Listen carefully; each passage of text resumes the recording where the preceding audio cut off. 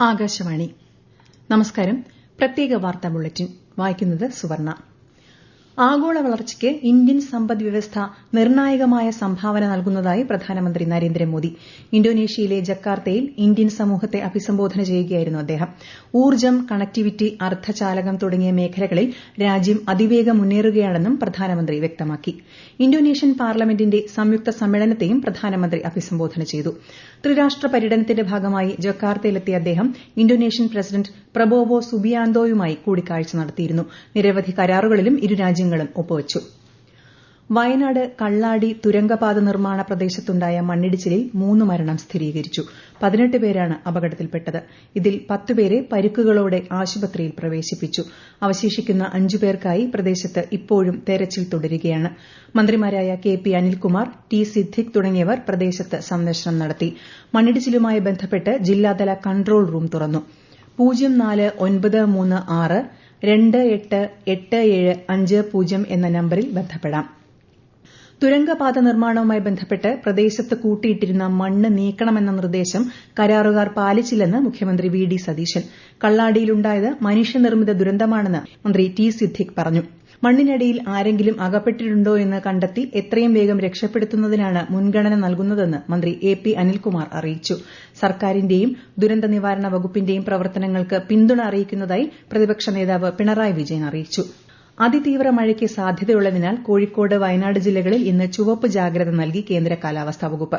മലപ്പുറം, കണ്ണൂർ, കാസർഗോഡ് ജില്ലകളിൽ ഓറഞ്ച് ജാഗ്രതയും എറണാകുളം മുതൽ പാലക്കാട് വരെയുള്ള ജില്ലകളിൽ മഞ്ഞ ജാഗ്രതയുമാണ്. തിരുവനന്തപുരം, കൊല്ലം, പത്തനംതിട്ട ഒഴികെ എല്ലാ ജില്ലകളിലും നാളെ മഞ്ഞ ജാഗ്രതയാണ്. കേരളം, കർണാടക, ലക്ഷദ്വീപ് തീരങ്ങളിൽ മറ്റന്നാൾ വരെ മത്സ്യബന്ധനത്തിന് വിലക്ക് ഏർപ്പെടുത്തി. വയനാട്, കോഴിക്കോട് ജില്ലകളിലെ വിദ്യാഭ്യാസ സ്ഥാപനങ്ങൾക്ക് നാളെ അവധി പ്രഖ്യാപിച്ചിട്ടുണ്ട്. പ്രൊഫഷണൽ കോളേജ് ഉൾപ്പെടെയുള്ളവയ്ക്ക് അവധി ബാധകമാണ്.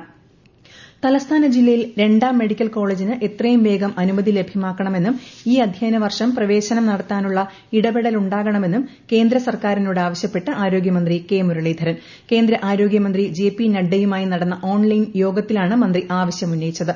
കേരളത്തിന്റെ ആവശ്യം ഗൌരവത്തോടെ കാണുന്നുവെന്നും രാജ്യത്തുടനീളം 10,000 മെഡിക്കൽ സീറ്റുകൾ സജ്ജമാക്കാൻ 15,000 കോടി രൂപ കേന്ദ്ര സർക്കാർ വകയിരുത്തിയിട്ടുണ്ടെന്നും കേന്ദ്രമന്ത്രി അറിയിച്ചു. ലഹരി വ്യാപനത്തിനെതിരെ സർക്കാർ സംവിധാനങ്ങൾ നടപ്പാക്കുന്ന പ്രവർത്തനങ്ങൾക്ക് പൊതുസമൂഹം പിന്തുണ നൽകണമെന്ന് ആഭ്യന്തരമന്ത്രി രമേശ് ചെന്നിത്തല. തൂഫാൻ ലഹരി പ്രതിരോധ ക്യാമ്പയിന്റെ ഭാഗമായി സംഘടിപ്പിച്ച തൂഫാനൊപ്പം എന്റെ വിദ്യാലയം പരിപാടിയുടെ ഉദ്ഘാടനം കൊല്ലത്ത് നിർവഹിക്കുകയായിരുന്നു അദ്ദേഹം. തിരുവനന്തപുരം മെഡിക്കൽ കോളേജിൽ രോഗികളെ തറയിൽ കിടത്താൻ പാടില്ല എന്ന നിലപാടുമായി സർക്കാർ മുന്നോട്ട് പോകുകയാണെന്ന് മന്ത്രി കെ. മുരളീധരൻ.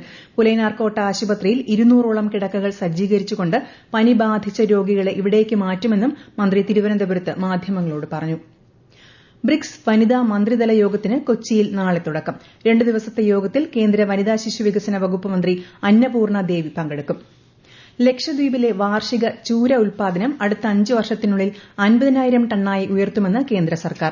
ഇതിന്റെ മാസ്റ്റർ പ്ലാനിന് കേന്ദ്ര സമുദ്ര മത്സ്യ ഗവേഷണ സ്ഥാപനത്തിൽ നടന്ന സംയുക്ത ഗുണഭോക്തൃ ചർച്ചയിൽ അന്തിമരൂപം നൽകി. ഇന്ത്യയിലേക്ക് 60 കിലോമീറ്ററോളം ദൂരം ചൈനീസ് സൈന്യം കടന്നിട്ടുണ്ടെന്ന തരത്തിൽ സാമൂഹിക മാധ്യമത്തിൽ പ്രചരിക്കുന്ന വീഡിയോകൾ വ്യാജമെന്ന് കേന്ദ്ര സർക്കാർ.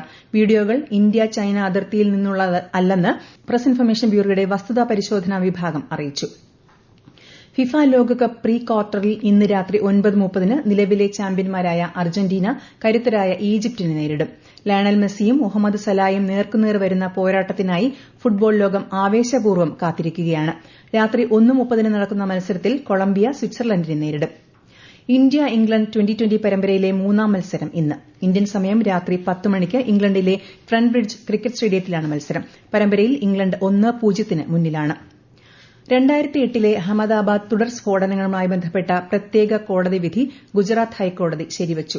38 പ്രതികൾക്ക് വധശിക്ഷയും 11 പേർക്ക് ജീവപര്യന്തവും ശിക്ഷ നൽകിക്കൊണ്ടുള്ള 2022 വിധിയാണ് ഹൈക്കോടതി ശരിവച്ചത്. വിധിക്കെതിരെ സമർപ്പിച്ച അപ്പീലുകൾ ഡിവിഷൻ ബെഞ്ച് തള്ളി. 2008 ജൂലൈ 26 അഹമ്മദാബാദിൽ 70 മിനിറ്റിനിടെയുണ്ടായ 21 തുടർ സ്ഫോടനങ്ങളിൽ 56 പേർ കൊല്ലപ്പെടുകയും 200 പേർക്ക് പരിക്കേൽക്കുകയും ചെയ്തു. സംസ്ഥാനത്ത് സിനിമാ നയം ഉടൻ പ്രഖ്യാപിക്കുമെന്ന് മന്ത്രി പി. സി. വിഷ്ണുനാഥ്. സിനിമാ മേഖലയ്ക്ക് വ്യവസായ പദവി കൊടുക്കുക എന്നതാണ് സർക്കാരിന്റെ നയം. ഇതിന്റെ കരട് തയ്യാറായിക്കൊണ്ടിരിക്കുകയാണെന്നും അദ്ദേഹം പറഞ്ഞു. പ്രത്യേക വാർത്താ ബുള്ളറ്റിൻ കഴിഞ്ഞു. അടുത്ത വാർത്താ പ്രക്ഷേപണം നാളെ രാവിലെ 6:45-ന്.